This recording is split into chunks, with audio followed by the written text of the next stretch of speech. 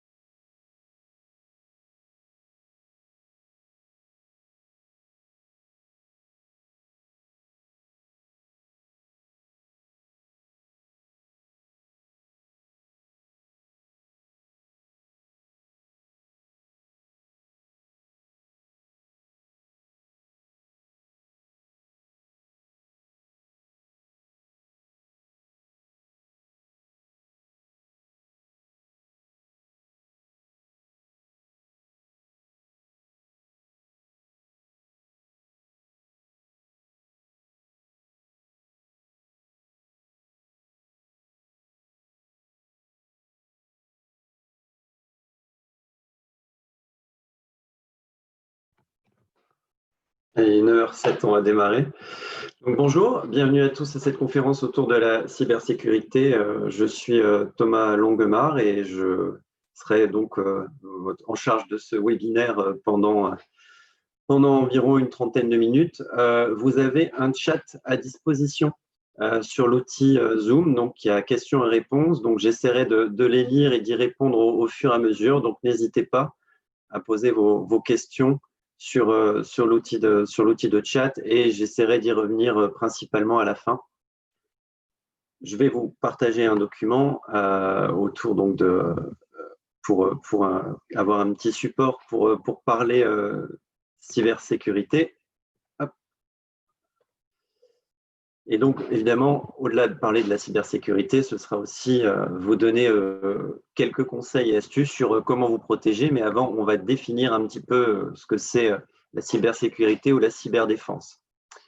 Pour commencer, une petite façon de voir comment on peut illustrer la cybersécurité ou plutôt comment on pouvait l'avoir avant au niveau de la sécurité. Hein. C'est l'image du château fort où on pense que simplement en dressant de grandes murailles et puis en ayant un pont-levis et puis des belles douves, voilà, on est protégé contre toutes les invasions. Or, au niveau de la cybersécurité, l'image qu'on pourrait reprendre est plutôt celui de l'aéroport. C'est quelque chose d'ouvert et les façons d'avoir des intrusions sont très nombreuses. Déjà, il y a beaucoup de flux. Il y a des flux de différentes façons. Il y a des passagers. Il y a aussi le personnel des différentes compagnies aériennes. Il y a les agents de maintenance, aussi des entreprises souvent qui sont sous-traitantes, les agents de sécurité, les douanes, la police. Et donc, on peut à la fois préparer une attaque, malheureusement, on en a déjà vu certaines, et de différentes façons. Et donc, on ne peut pas juste dresser une muraille autour d'un aéroport et créer des douves. Il y a un tel flux, un tel flot de circulation que nécessairement, on doit mettre en place un ensemble de mesures à la fin de se protéger et d'attaques à la fois très différentes et très variées. Donc d'abord, de quoi on parle quand on parle de cybersécurité et les différents niveaux de cybersécurité. Alors, on voulait vous montrer à travers ce schéma les différentes façons de vous protéger. Et la première, la plus importante, en fait, ce qu'on appelle la défense statique. Et donc ça, c'est l'organisation tout entière. Ce qu'il faut que vous reteniez dans une entreprise, que ce soit une toute petite entreprise de boulangerie-pâtisserie où c'est vous le boulanger, vous avez une vendeuse et un apprenti, et ben, la sécurité, c'est pour tout le monde. La cybersécurité, c'est aussi pour tout le monde, puisque tout le monde peut être amené à manipuler des données. Donc, il faut absolument faire en sorte que chacun puisse être formé, sensibilisé au niveau de la sécurité. C'est ce qu'on a marqué, hein, c'est des formations, des informations autour de la cybersécu. Ensuite, une certaine gouvernance, ça veut dire qu'il faut penser à certaines procédures en termes de sécurité. On y reviendra par la suite. Viens pas avec ton PC perso, par exemple, ou si tu viens avec ton PC perso, manipule pas des données clients, évite de cliquer sur tout et n'importe quoi. Ensuite, la cybersécurité, quand on est plutôt une entreprise de taille intermédiaire, là, on va parler de défense réactive. En général, là, il y a un expert sécurité qui, lui, peut créer des profils, des droits d'accès en fonction de votre profil. Il peut mettre aussi de la sécurité périmétrique. Hein, on parle de firewall ou ça peut être aussi des antivirus, protection de l'utilisateur. On va en tout cas avoir des logiciels de sécurité pour mettre en place une stratégie de défense. Donc, c'est pour ça qu'on parle de réactive. Proactive, alors là, on est dans le niveau au-dessus. C'est quelque chose qu'on sait bien faire chez Orange parce qu'on a une filiale qui s'appelle Orange Cyberdéfense, qu'on appelle des hackers éthiques, c'est-à-dire qu'il y a des gens qui sont payés pour essayer de hacker les sociétés. En général, on protège de très nombreuses sociétés, de très grosses sociétés principalement, même si de plus en plus, on a des offres qui ciblent les entreprises plutôt moyennes ou taille intermédiaire. Et c'est quelque chose qui commence à se démocratiser assez fort, c'est-à-dire de faire des tests d'attaque pour vérifier la robustesse de son activité. Notamment, par exemple, quand on pense, on est une plateforme de e-commerce, hein, même une petite entreprise de e-commerce, si on a tous les PC qui sont HS, vous imaginez bien qu'on ne peut pas se permettre d'avoir une journée, 2 journées, 3 journées. En général, se remettre d'une attaque cyber, c'est assez long. On ne peut pas avoir beaucoup de journées où on est à l'arrêt à cause d'un problème de cybersécurité. Donc, il vaut mieux se faire tester, il vaut mieux prévenir, donc défense proactive, que guérir. Et ensuite, la prédictive, alors là, ça s'appelle les cybersoc. Il y a quelques centres, quelques spécialistes d'Orange Cyberdéfense sur le sujet, mais il y en a d'autres également, où là, on analyse les flux et on arrive à détecter des attaques de grande ampleur avant qu'elles arrivent. Alors là, c'est toute une supervision de l'ensemble des réseaux. Je ne vais pas le préciser tout de suite. Alors, quand on parle de cybersécurité, tout le monde peut être concerné. On en a parlé. Hein, Netflix s'est fait voler des données et puis maintenant, vous savez qu'avec les RGPD, il a dû communiquer. Uber, il s'était fait voler aussi des données de ses clients et des chauffeurs. Alors ça, c'est avant les RGPD, donc il a mis 1 an pour communiquer autour de ça. Mais maintenant, ce ne serait plus exactement le cas. Donc, vous voyez, ça arrive aux gros qui sont pourtant bien protégés. Et par contre, ça arrive aussi à des entreprises. Hein, on l'a cité sur ce document. À Clermont-Ferrand, un patron d'une PME avait eu des ransomware et donc il n'avait pas voulu payer la rançon. Et bien finalement, il n'a jamais réussi à s'en débarrasser et il a fermé. Donc, il peut y avoir des choses qui sont des petites attaques, hein, puisque en général, les attaques sont proportionnelles à la taille de l'entreprise. Évidemment, vous n'aurez pas une colonie de hackers russes si vous avez une toute petite entreprise qui vont s'y attaquer. Par contre, on le verra plus tard, c'est vraiment quelque chose qui est très important et on l'a encore plus vu pendant le confinement. Nos équipes de cyberdéfense ont été très, très sollicitées et il y a eu une explosion des attaques parce que on a tous été plus ou moins dans le cas d'utiliser parfois des PC, d'essayer de travailler de chez soi avec des PC qui n'étaient pas forcément professionnels, pas forcément sécurisés, et donc il y a eu énormément de failles de sécurité.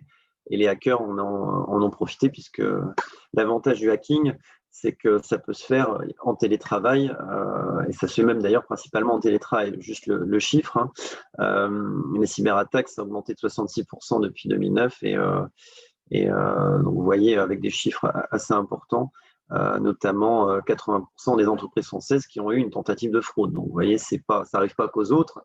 La question, c'est pas est-ce que je vais me faire hacker un jour, c'est je vais me faire hacker et comment je me protège. C'est comme ça, je pense qu'il faut le voir pour se faire voir.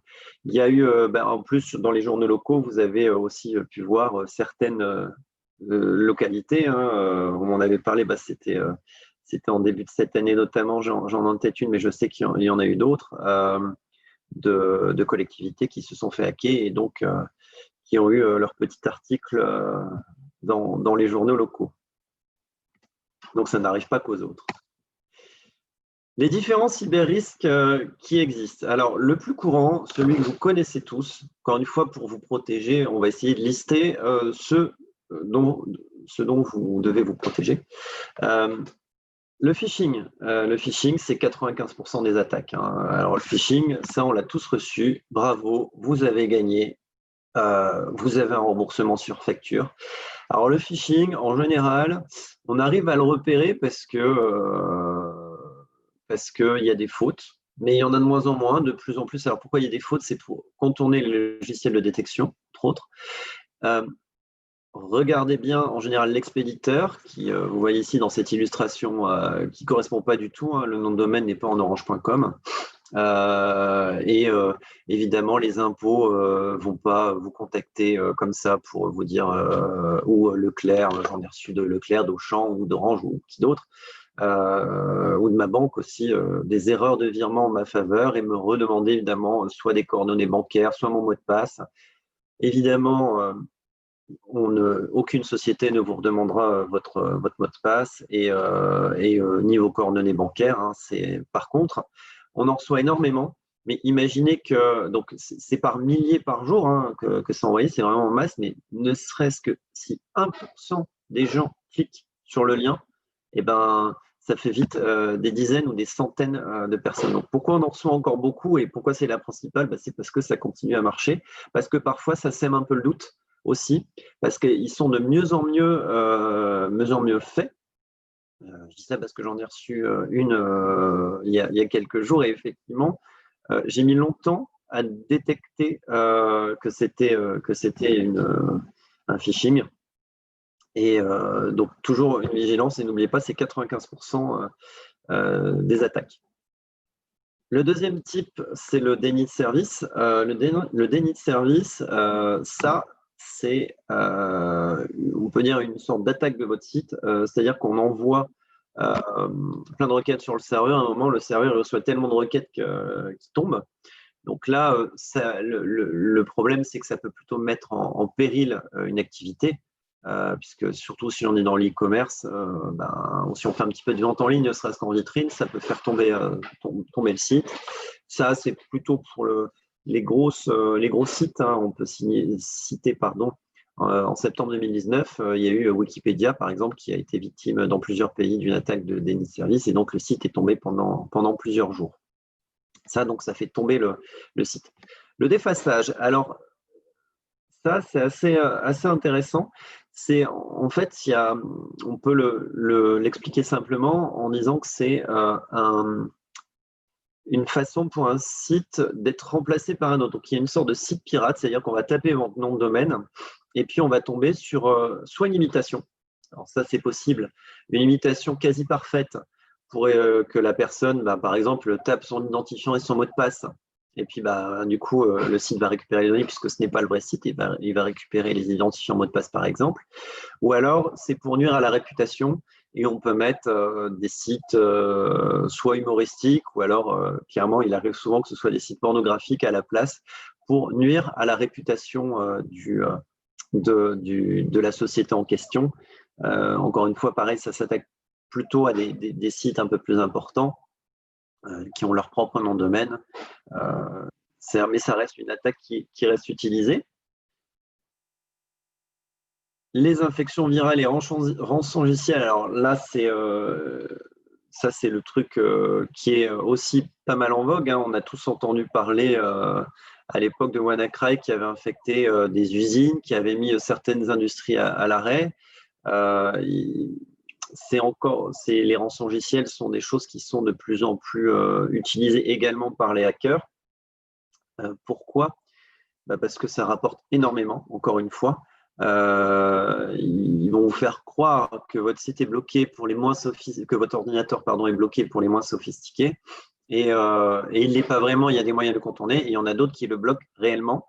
En général, ils vous demandent une rançon en Bitcoin, en général pour ne pas laisser de traces, évidemment, sinon ce serait trop facile. J'en ai eu un dans mon entourage à titre personnel où on a demandé un numéro de carte bancaire pour débloquer, pour un membre de ma famille pour débloquer son ordinateur. Or, il n'était pas réellement bloqué. Donc, vous voyez, maintenant, même les hackers prennent la carte bancaire, il n'y a pas de souci en ligne. Il suffit de les appeler, de faire le paiement et ils vous débloquent tout à distance. Donc, vous voyez, c'est des choses qui sont importantes, qui montent vraiment en puissance. Et encore une fois, je pense que vous avez eu pas mal d'échos sur le sujet récemment, sur les rançongiciels qui s'attaquent aux entreprises, mais aussi aux particuliers. Et alors là, on l'a appelé menace interne et abus de droit. Peut-être juste un chiffre pour citer ceci. C'est 63% des attaques ont une origine humaine. La faille dans le système, c'est à la fois, bien sûr, les outils de ransoning, de phishing, etc. Mais derrière, en fait, il y a un être humain on prend l'exemple du phishing, c'est qu'à un moment, il y a bien un être humain qui va cliquer sur le lien alors qu'il n'a pas à cliquer dessus, puisque si on l'a bien formé et informé que la banque ne va pas lui demander ses coordonnées bancaires ou son mot de passe et qu'elle ne va pas lui envoyer un mail quand il y aura un trop perçu. Il faut le savoir. Et on peut citer aussi maintenant ce qui était connu et ce qui paraît qui a été très utilisé pendant le confinement, c'est l'arnaque au président, où il y a même pareil des collectivités. Il y a une collectivité qui en a été victime il n'y a pas si longtemps que ça, alors pas en Champagne, hein, mais dans la région d'à côté, et qui en fait, on a appelé, on a dit ah oui, un fournisseur a payé 1 million d'euros, et puis donc la personne, elle a fait le virement à 1 million d'euros. Hein. Il suffit juste de se faire passer pour le fournisseur et dire qu'il y a des retards de paiement, dire qu'on a changé par exemple donc tout part d'un peu de vérité. Hein. Et puis le virement effectivement n'était pas émis, la collectivité devait bien payer ce montant et dire que c'était peut-être pas passé à cause d'un problème de changement de compte, et puis on donne le numéro de compte, le virement d'1 million il part, et il part, après, vous ne le revoyez plus. Ça, l'arnaque au président, on en parle parce que dans le confinement, il y a beaucoup de gens qui, toutes nos structures ont été un peu déstabilisées, même dans les plus petites, et donc on ne se voyait plus, ou si on était confiné, on avait un peu de difficulté à se voir et à s'entendre, et donc des paiements ont pu se faire alors qu'ils n'étaient pas forcément dus, et certains ont profité de se faire passer pour l'un ou pour l'autre, et faire partir les virements, par exemple. Alors, maintenant, comment un hacker peut utiliser des failles pour pénétrer dans vos systèmes?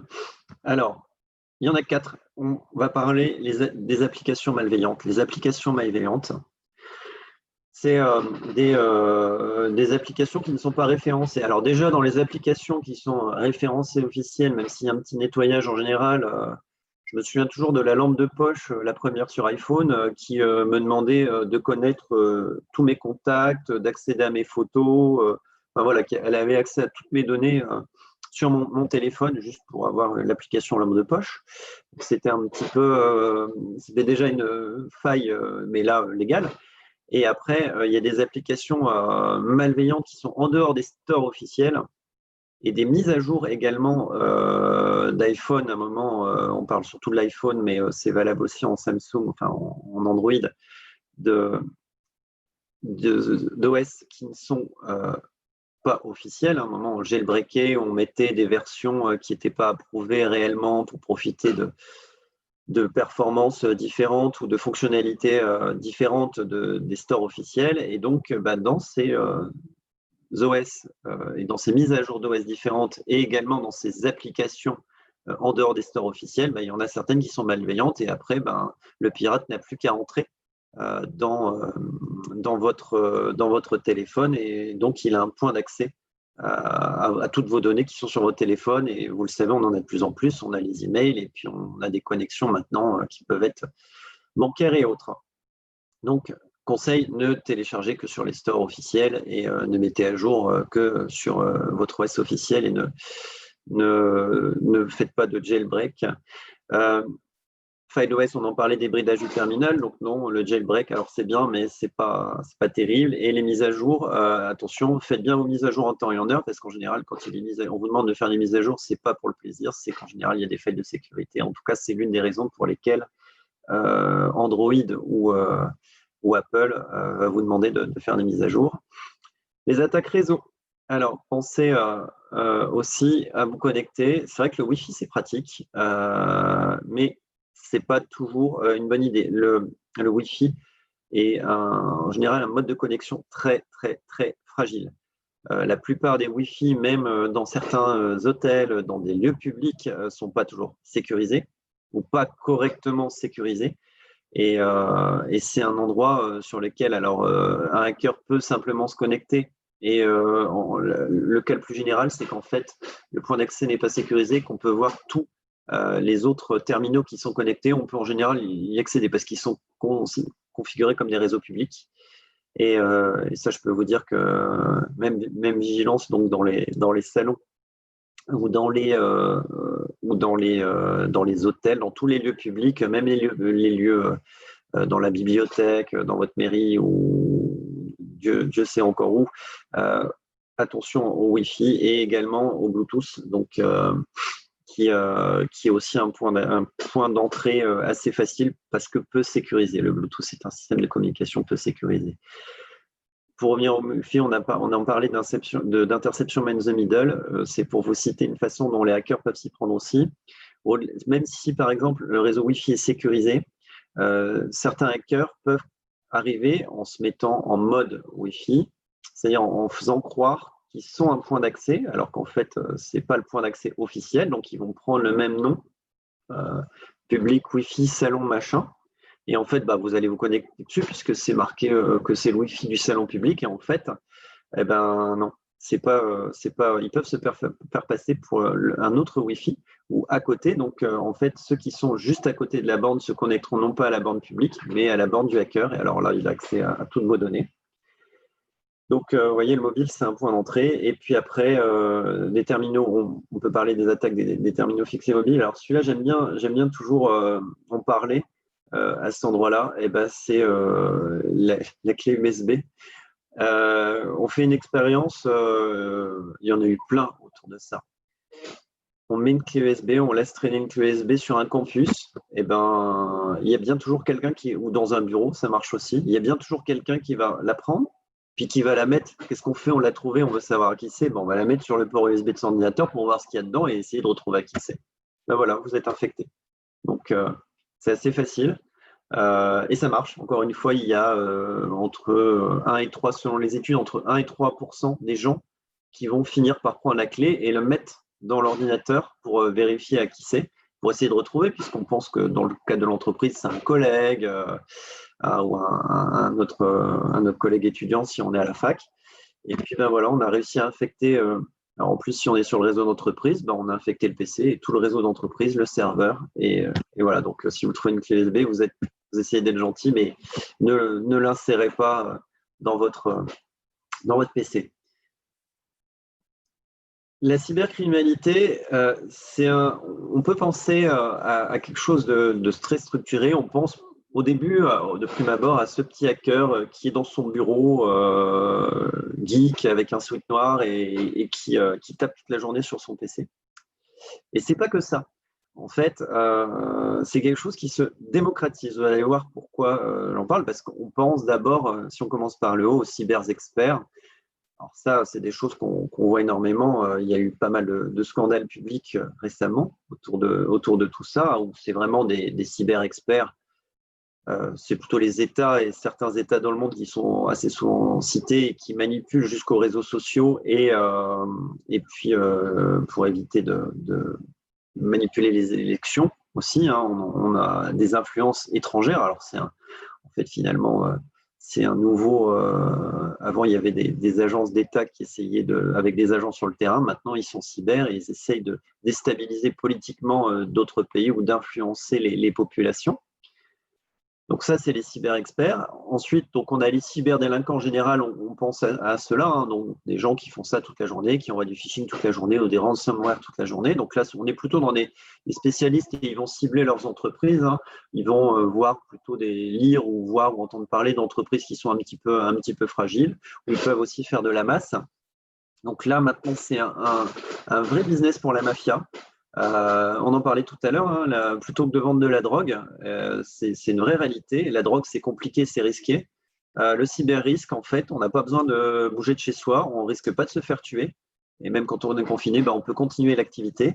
Et donc, la mafia, maintenant, a mis en place des systèmes pour essayer de tirer profit au maximum de cette cybersécurité.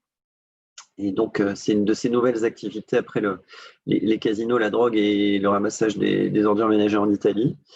Et pour terminer, le crime as a service. Et en fait, ça aussi, c'est quelque chose qui monte énormément en puissance. C'est des gens, je ne vais pas dire comme vous et moi, mais pas loin, qui ne sont pas forcément des experts en cyber, mais par contre, en fait, qui s'équipent à bon prix. Et donc là, je voulais arriver à cet imprimé écran, en général sur le dark web, donc, qui est le web parallèle sur lequel on peut se connecter, qui est anonyme et qui est maintenant un lieu plutôt pour les trafics, les organisations terroristes. Hein, c'est malheureux, mais ça existe. Et donc, qui peuvent acheter pour des choses pas pour des prix tout à fait acceptable alors pourquoi pas des listes, hein, parce que des listes d'emails maintenant, un email ça vaut quelques centimes, même si ce n'est moins, mais des numéros de carte bleue aussi. Alors il y a différents niveaux, vous pouvez acheter 100 numéros de carte bleue pour 50 $. C'est des choses qui existent. Hein. Donc, il suffit d'aller sur Dark Web et on achète, on paye en Bitcoin, hein, bien sûr, pour la traçabilité. Et on achète aussi des logiciels, des choses qui sont toutes faites pour pouvoir, regardez ici, pour 5 $ par mois, 300 attaques. Voilà, hop, on clique, on achète et hop, on a le logiciel qui. Vous voyez, c'est très marketé aussi. Hein, ça devient presque quelque chose qui a pignon sur rue, qui est quasi public. Et donc, on peut acheter à des prix vraiment, je vous assure, très très bas. Tous ces logiciels pour faire à la fois du ransoning, du phishing ou différents types d'attaques. Alors, maintenant qu'on connaît bien toutes les attaques, on va essayer de parler de cyber-résilience. Alors, c'est enregistré, donc vous pouvez aller voir dans le replay. On a mis 3 exemples de vidéos qu'on n'aura pas le temps de passer aujourd'hui, qui vous expliquent des réflexes pour ce que c'est le phishing, ce qui est un cheval de Troie, comment on peut se débrouiller pour ne pas se faire pirater. Elles sont super bien faites. Je vous invite réellement à aller les voir. Ça s'appelle la Hack Academy. C'est un peu humoristique en plus. Et en fait, donc Orange est partenaire de la Hack Academy. Hein, il y en a d'autres, mais c'est des outils de sensibilisation. Et donc, je vous invite à aller les voir et toutes les personnes et d'en parler autour de vous. Pour commencer un premier niveau de sensibilisation, on l'a vu tout à l'heure, hein, 63% des attaques ont une origine humaine. Donc, pour rien que sensibiliser les personnes en 3 fois 2 minutes, c'est des façons assez intéressantes de se protéger. Ensuite, donc, on a cité ici Kaspersky, mais il y en a d'autres aussi. Il y a aussi la CNIL qui vous permet de le faire. C'est de tester la robustesse de votre mot de passe. Arrêtez de mettre maman 10 ou votre date de naissance pour votre mot de passe. Il faut régulièrement, en général, changer vos mots de passe, les mettre le plus long possible. On considère qu'à partir de 10 caractères, ça commence à être intéressant. Il y a à la fois la combinaison. Ce qui est important, c'est d'avoir une combinaison de chiffres et de lettres et que ce ne soit pas des mots du dictionnaire, certes, ça c'est sûr. Mais par contre, c'est vraiment la longueur. Plus il est long, plus il sera compliqué à décoder. À partir de 10 caractères, et un hacker mettra plusieurs années à hacker votre mot de passe s'il a plus de 10 caractères et s'il a des chiffres, des lettres, des majuscules et des caractères spéciaux. Vous voyez, ça commence. S'il a 8 caractères, même avec les caractères spéciaux, les majuscules, les minuscules et les chiffres, ça ira assez vite. C'est quelques heures. Et dès que vous passez à 10, on arrive à plusieurs mois, voire années, selon les types de logiciels. Donc on en parlait là. Il y a aussi donc le site de la CNIL qui peut être intéressant. Après, il y a un outil, alors il y a différents outils, j'en ai pas forcément cité là, des outils qui permettent de générer des mots de passe et qui permettent aussi de vous les retenir. Parce qu'après, c'est compliqué si on commence à avoir 50 mots de passe différents sur 50 sites, puisqu'il faut éviter aussi d'avoir accès à des mots de passe, enfin de mettre les mêmes mots de passe partout, hein, parce que si on se fait pirater sur un compte, ben on va se faire pirater sur l'ensemble de ses comptes. Donc, choisissez des mots de passe aussi normalement différents. Et l'idée qui consiste à mettre le nom du site plus un mot de passe, en général, bon, elle est assez connue des hackers et c'est le premier truc qu'ils vont essayer aussi. Donc, évitez ça. Donc, en résumé, pour vous protéger, il y a aussi le guide de l'ANSSI qui peut être assez intéressant. Il y aura le lien après, qui est une agence nationale au niveau de la sécurité informatique et qui vous permet de trouver, pensez bien à regarder la CNIL et l'ANSSI pour aller trouver des astuces et des conseils au niveau de la cybersécurité, la Hack Academy également. En synthèse, si vous voulez vous protéger, il y a le petit cache caméra. Alors bon, là moi je l'ai ouvert hein, bien sûr, mais ça c'est aussi un moyen que ce soit sur PC, mais ça devient de plus en plus aussi sur mobile. Pensez aussi à votre mobile qui peut être une faille. Et ça on y pense tous parce que je pense que beaucoup de gens ont un antivirus sur vos PC. Par contre, pas grand monde a un antivirus sur son mobile et pourtant il est utile. Donc il y en a même des gratuits. Hein. Donc n'hésitez pas moi j'ai Lockout par exemple sur mon téléphone. N'hésitez pas à mettre aussi un antivirus sur votre téléphone et donc un cache caméra pourquoi pas pour éviter de se faire espionner, pardon, surtout dans la partie pro. Pensez à faire des sauvegardes. On a beaucoup de solutions de cloud qui existent sur alors, si vous êtes Orange, vous avez peut-être du cloud et vous avez des solutions de sauvegarde sur les offres pro qui sont incluses. Pensez à sauvegarder vos données. Même si on parle ne serait-ce que pas de cybersécurité ou en tout cas d'attaque cyber, mais vous faites voler votre PC dans le train ou que vous avez laissé entreposé dans votre voiture, ou un disque dur qui lâche, ben voilà, vous avez perdu toutes vos données clients, tous vos projets. Donc n'hésitez pas à mettre sur des solutions de cloud ou de stockage à distance et de stocker très régulièrement avec des routines de stockage régulières pour ne pas perdre vos données. Alors, c'est valable pour les données perso, évidemment, mais perso, je l'ai fait pour mes photos de mariage, mais également pour vos données pro, parce que imaginez si vous vous retrouvez sans rien, sans fichier client, avec toutes vos données qui sont perdues, ce serait un peu dommage, alors qu'il y a des solutions qui sont gratuites pour certaines ou qui coûtent très peu cher pour d'autres pour stocker vos données. Limiter les intrusions, on le disait tout à l'heure, c'était penser firewall, penser à vous protéger, penser à mettre quelques antivirus, à mettre des antivirus à jour, ça c'est évident. Mais il faut toujours quand même penser à renouveler son abonnement et pas dire « Ah, je le ferai plus tard ». Ben non, il faut le faire tout de suite pour limiter les intrusions et penser aussi à qui peut avoir accès. Je le disais tout à l'heure, hein, j'ai rien contre les apprentis, je vous assure, mais si vous donnez accès à vos employés, à vos apprentis, à vos stagiaires, aux données, eh ben, pensez que même sans le vouloir et de toute bonne foi, il pourrait introduire une clé USB de sa maison pour prendre un fichier, elle est vérolée et hop, l'ensemble de votre réseau est infecté.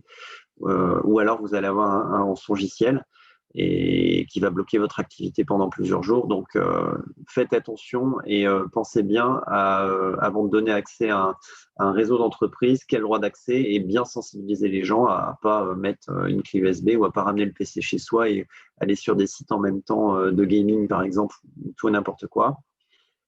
Wi-Fi Bluetooth, on en a parlé. Utiliser Bluetooth que quand il est nécessaire, c'est quelque chose sur lequel on peut facilement s'introduire au niveau d'un PC ou d'un smartphone.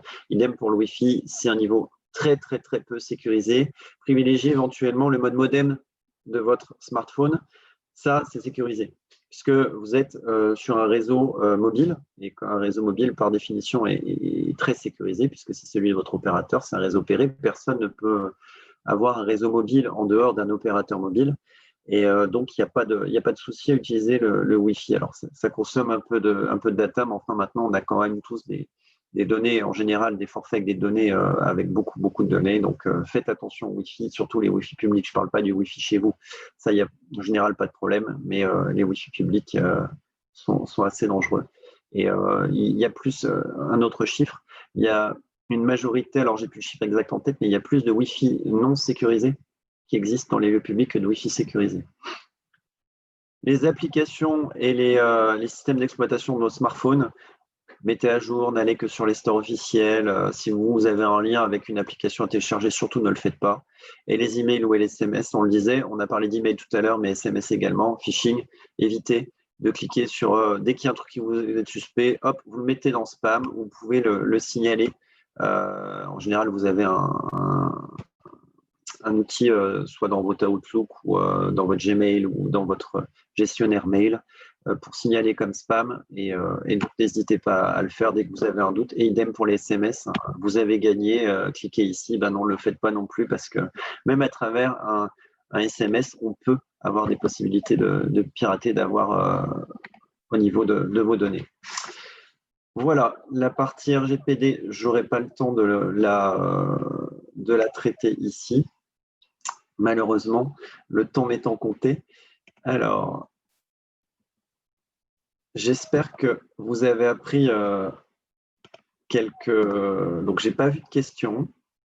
J'espère qu'en tout cas, vous avez mieux pu appréhender les possibilités de ce que c'est la cybersécurité, comment vous protéger. Alors, en conclusion, ce que je voulais vous dire, c'est de ne pas forcément avoir peur, parce que c'est vrai que quand on voit l'ensemble de tous ces dispositifs, ça peut faire un peu peur et se dire, oh là là, il y a beaucoup de choses à faire. Mais ne retenez, si vous avez qu'une seule chose à retenir, c'est la fin, hein. C'est qu'il y a plein de solutions qui sont assez simples, qui sont pour la plupart gratuites, voire très peu chères, comme des antivirus. Il y en a des gratuits assez efficaces, en tout cas au niveau, quand on est une toute petite entreprise, quand on est un entrepreneur qui vient de créer ou un porteur de projet. Après, il y a des solutions un peu plus agrémentées pour les pros. Les offres Orange Pro, bien sûr.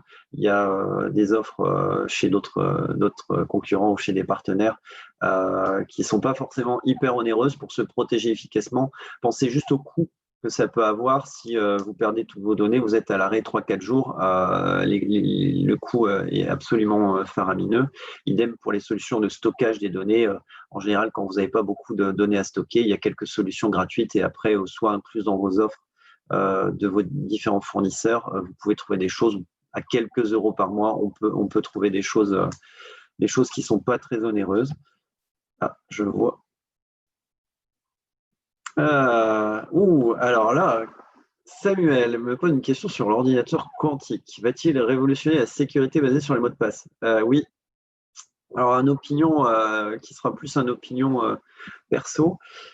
C'est vrai que l'ordinateur quantique, c'est quelque chose d'absolument passionnant, parce que ça va nous permettre, en tout cas en l'état d'avancer des choses, ça va nous permettre de faire de grosses avancées et de faire des calculs extraordinaires en peu de temps. Donc, on va vraiment, la loi de Moore va subir une rupture probablement dans la vitesse et les capacités d'exécution de tout ce qui est ordinateur. Donc, on va aller beaucoup plus loin dans tout ce qui est notamment les besoins en intelligence artificielle, en big data, qui requièrent d'énormes quantités d'ordinateurs et d'énormes quantités d'énergie pour alimenter ces ordinateurs. Et l'ordinateur quantique devrait permettre de diminuer les besoins, à la fois énergétiques et puis peut-être aussi de quantité d'ordinateurs. Par contre, c'est vrai que d'après ce qu'on pressent, c'est que ça va mettre à plat tous les systèmes de sécurité qui existent, et notamment les clés de chiffrement. Et ça risque d'être un vrai problème. Heureusement, la chance qu'on a encore, c'est qu'il n'y en a pas sur le marché, ou très peu. Donc, mais par contre, il est vrai que en tout cas dans ce que j'ai pu lire et entendre de la part de mes collègues de la recherche Orange et dans ce qui peut paraître public, dans la littérature publique, c'est qu'on n'a pas encore de solution actuellement de sécurité en termes de chiffrement des données. Le vrai sujet, c'est le chiffrement des données.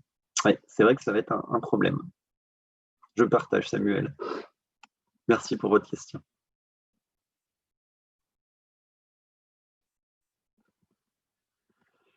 Écoutez, je vous souhaite en tout cas à tous une excellente journée. Merci d'avoir été avec nous. Et puis, je vous souhaite un bon salon.